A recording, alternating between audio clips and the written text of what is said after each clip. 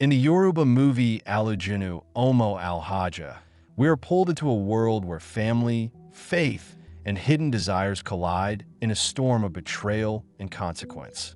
At its heart lies Alhaja, a respected woman whose strength and sacrifices have built her family's reputation. But behind every strong mother is a child with choices, and it is her son who becomes the center of a drama that spirals into tragedy, spiritual warfare, and the painful lessons of destiny.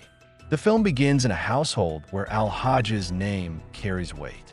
She is wealthy, admired, and feared, but we quickly see the cracks beneath the surface. Her son is restless, ambitious, and easily swayed by greed. From the very first act, we see him drift from the values his mother instilled, seeking shortcuts to power and recognition. This sets the stage for a battle not only within the family, but also against unseen spiritual forces. As the story unfolds, Odun Adekola delivers a layered performance, his character torn between loyalty and temptation. Tosin Olaniya stands firm as a voice of reason, reminding him that no one escapes the consequences of their actions. But every warning is ignored, and every choice pushes him closer to the edge. Here, the movie subtly mirrors Yoruba proverbs about a child who refuses to heed correction, symbolized by a silent scene where the son looks away as his mother speaks. A detail many might miss, but one that foreshadows his downfall. Now let's talk about 10 things you may not have noticed while watching. First, the film opens with children playing and chanting in the street. It seems casual, but in Yoruba storytelling, the voices of children often foreshadow the truth. Their words predict the shame that will soon fall on the family. Second, in Alhaja's living room, a small shrine is briefly shown.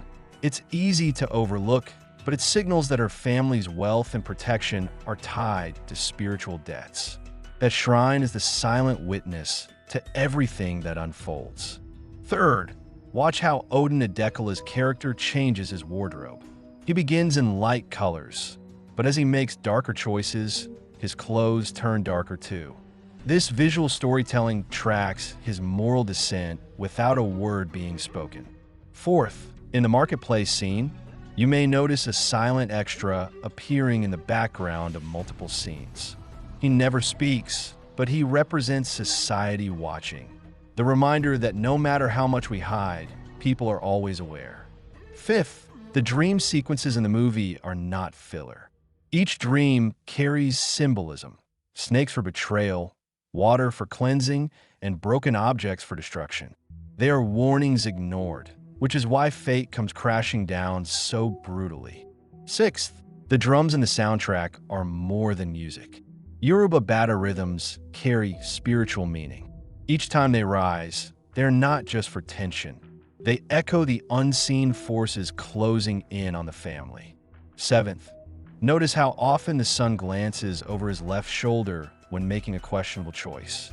This recurring gesture is deliberate, symbolizing doubt and the presence of spiritual forces weighing on him. Eighth, Alhaja's constant white attire is not just wealth. It's purity and resilience.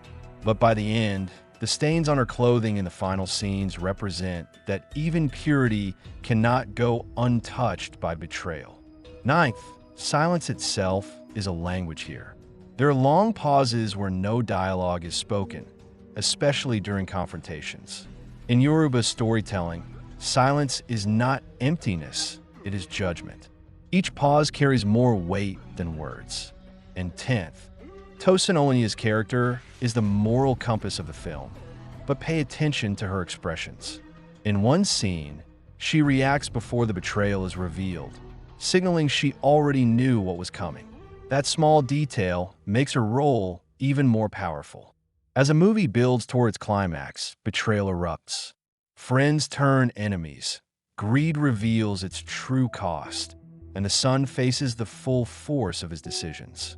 In one heartbreaking moment, Alhaja realizes that even her sacrifices cannot shield him from destiny. The confrontation with spiritual debt cannot be avoided, and the family is left broken. So what does the ending mean? The film closes with Alhaja hardened and silent, turning away from her son. It is not just a mother's disappointment. It is Yoruba cinema's way of saying that no one, not even a beloved child, is above the laws of fate. Her survival is strength, but her scars remind us that wealth and status mean nothing when spiritual debts remain unpaid. And finally, what should we expect in the next part? The film leaves more questions than answers.